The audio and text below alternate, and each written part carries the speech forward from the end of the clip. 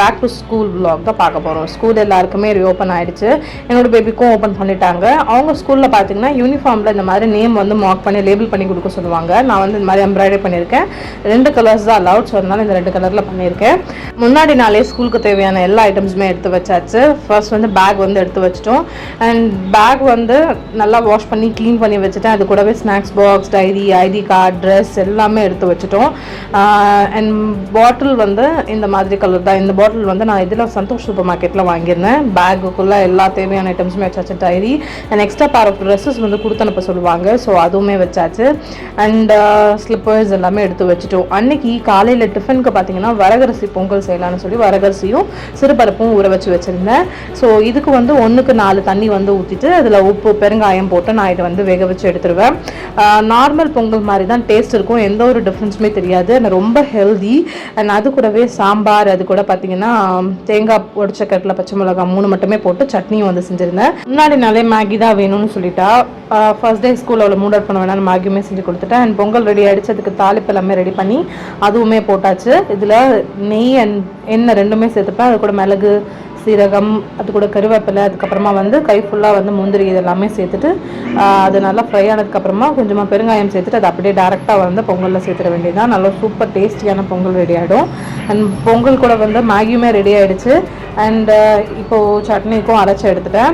And இது வந்து லைட்டாக வந்து ஃபஸ்ட்டு குறைப்பாக அரைச்சிட்டு அதுக்கப்புறமா கொஞ்சமாக தண்ணியும் கொஞ்சமாக உப்பும் சேர்த்து நல்லா ஸ்மூத் பேஸ்ட்டாக அரைச்சிட்டிங்கன்னா தேங்காய் சட்னி வந்து ரெடி ஆகிடும்.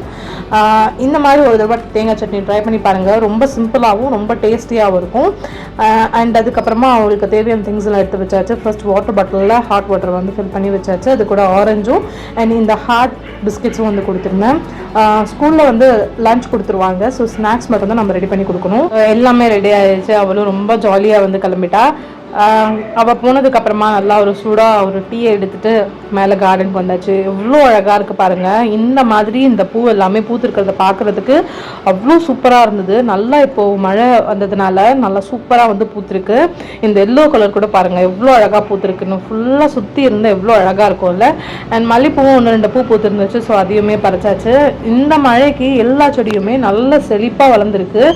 தொடர்ந்து ஒரு 10 நாள் பெஞ்சிச்சுன்னா இன்னமும் நல்லா சூப்பராக வளர ஆரம்பிச்சிரும். நிறைய மொட்டு விட்டுருக்கு. பூ எல்லாமே பூத்து முடிஞ்சு திரும்பவுமே வந்து மொட்டு விட்டு வளர ஆரம்பிச்சிருச்சு. பார்க்கவே எவ்வளோ அழகாக இருக்குது.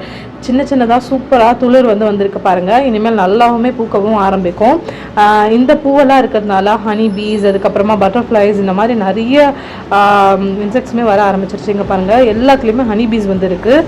பட்டர்ஃப்ளையும் அதே மாதிரி தான். பெரிய பெரிய பட்டர்ஃப்ளைஸ் எல்லாமே நிறைய வந்துட்டுருக்கு. அது பார்த்துட்டே இருக்கலாம் போல் இருக்கும், அவ்வளோ நல்லாயிருக்கும்.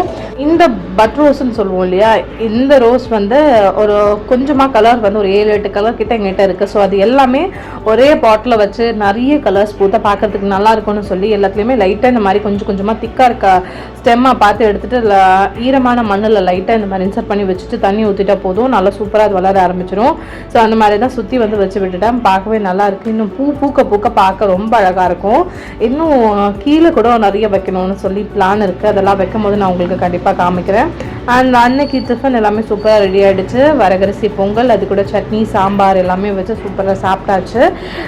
என்னோடய பேபியும் ஸ்கூலுக்கு போயிட்டா வீடே வந்து அமைதியாகிடுச்சு.